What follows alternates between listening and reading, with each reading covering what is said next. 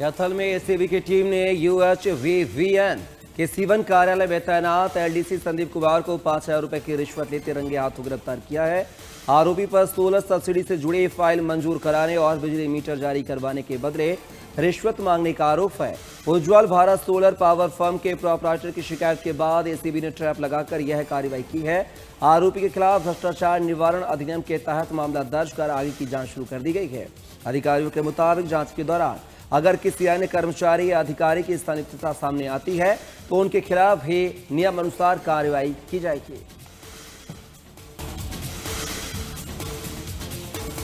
Karnal STF ने बड़ी कार्रवाई करते हुए 5 शूटरों को गिरफ्तार किया है। यह सभी आरोपी काले रंग की थार गाड़ी में सवार होकर किसी बड़ी वारदात को अंजाम देने के फिराक में करनाल पहुंचे थे, लेकिन समय रहते मिली सूचना के आधार पर एसटीएफ टीम ने उन्हें पृथ्वीराज चौहान चौक से गिरफ्तार कर लिया। आरोपियों के कब्जे से 5 विदेशी ऑटोमेटिक पिस्टल, 14 जिंदा कारतूस और एक थार गाड़ी बरामद हुई है। इन्हीं शूटरों ने सिंगर दिलजीत दोसांझ के मैनेजर के घर पर भी फायरिंग की थी।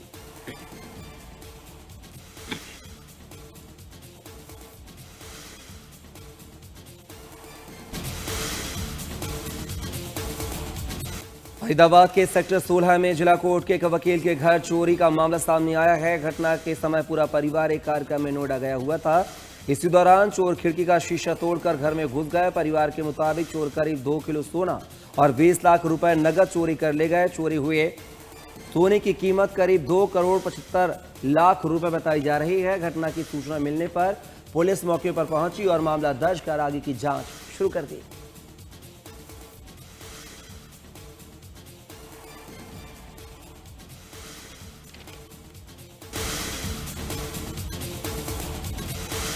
उत्तराखंड के देहरादून जिले के साहसपुर स्थित बाबूवाला में प्रशासन द्वारा सीज किए गए एक स्टोन क्रशर पर चोरों ने बड़ी वारदात को अंजाम दिया है। अज्ञात बदमाशों ने रात के 2 बजे क्रशर का गेट और बाउंड्री वॉल तोड़कर लाखों रुपए की खनिज सामग्री चोरी कर ली है।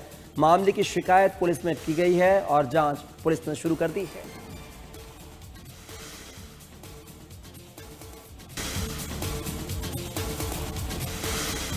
राष्ट्रीय हरित अधिकरण यानी कि एनजीटी ने अवैध रेत खनन को लेकर सख्त रुख अपनाते हुए सभी राज्यों और केंद्र शासित प्रदेशों को बड़ा निर्देश दिया है। एनजीटी ने कहा है कि वे ऐसा व्यापक नियामक ढांचा तैयार करें जिससे मानसून के बाद निजी कृषि भूमि से रेत हटाने के नाम पर किए जाने वाले अवैध व्यावसायिक खनन पर रोक लगाई जा सके।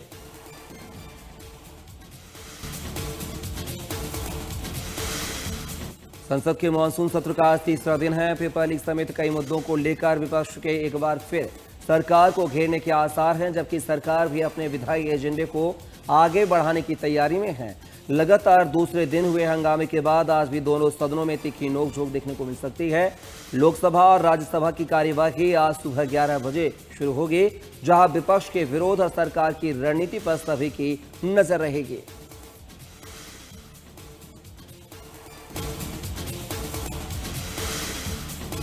राजधानी दिल्ली में आज इंडिया गठबंधन की अहम बैठक आयोजित होगी। कांग्रेस अध्यक्ष मल्लिकार्जुन खड़गे के आवास पर सुबह 10 बजे होने वाली इस बैठक में गठबंधन के प्रमुख नेता शामिल होंगे।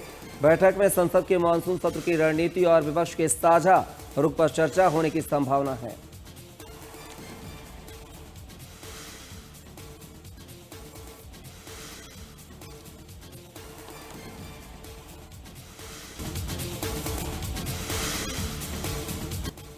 जम्मू कश्मीर के किश्तवाड़ जिले में सुरक्षा बलों और पुलिस को आतंकवाद के खिलाफ अभियान में एक बड़ी सफलता हाथ लगी है।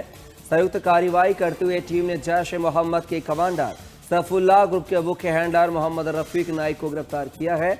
आरोपी पर शत्रु इलाके में सक्रिय विदेशी आतंकियों को पनाह, रसद, संचार साधन और अन्य मदद पहुंचाने का आरोप है। पुलिस के मुताबिक रफीक नाइक आतंकियों के आने जाने के रास्तों की रेकी करने और उनके लिए स्थानीय सहायता जुटाने का काम करता था। ठोस इनपुट के आधार पर कार्रवाई करते हुए पुलिस ने ओवरग्राउंड वर्कर नेटवर्क का खुलासा किया है। आरोपी के खिलाफ UAPA समेत कई धाराओं में मामला दर्ज कर आगे की जांच शुरू कर दी गई है। पुलिस अब आरोपी के अन्य आतंकी संपर्कों और नेटवर्क से जुड़े लोगों की पहचान में जुटी हुई है।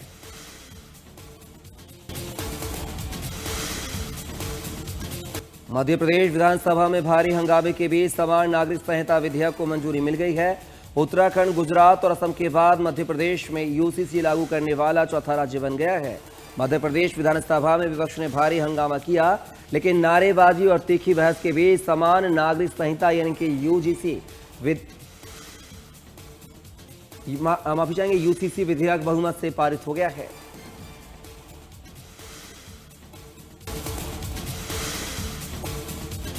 भारत के विदेश मंत्री एस जयशंकर आज 2 दिवसीय फिलीपींस दौरे पर रवाना होंगे। इस दौरान वे मनीला में आसियान ईस्ट एशिया समिट और आसियान रीजनल फोरम के विदेश मंत्रियों की बैठकों में हिस्सा लेंगे।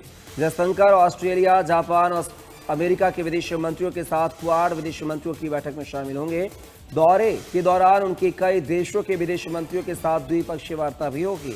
विदेश मंत्रालय के मुताबिक यह यात्रा भारत की एक्ट ईस्ट पॉलिसी और आसियान भारत व्यापक रणनीतिक साझेदारी को मजबूत करने की प्रतिबद्धता को दर्शाती है।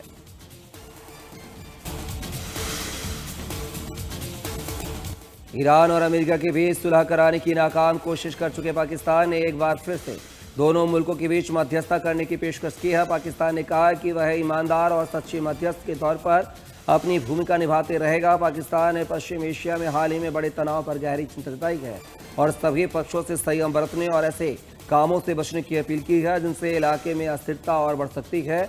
अभी ईरान के गृह मंत्री अस्कंदर मोमेनी के नेतृत्व में एक उच्च स्तरीय ईरानी प्रतिनिधिमंडल पाकिस्तान आया हुआ है। पाकिस्तान के पीएम ऑफिस ने खाड़ी क्षेत्र में हाल ही में बढ़े तनाव पर गहरी चिंता जताई है।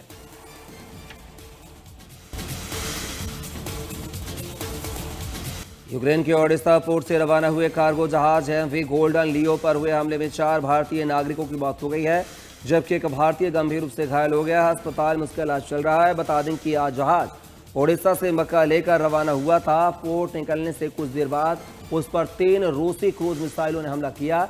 इसके बाद शिप में आग लग गई। हमले में भारत सरकार ने कड़ी निंदा की है और कारोबारी जहाजों और बेगुनाह नागरिकों पर होने वाले हमलों को पूरी तरह गलत बताया है।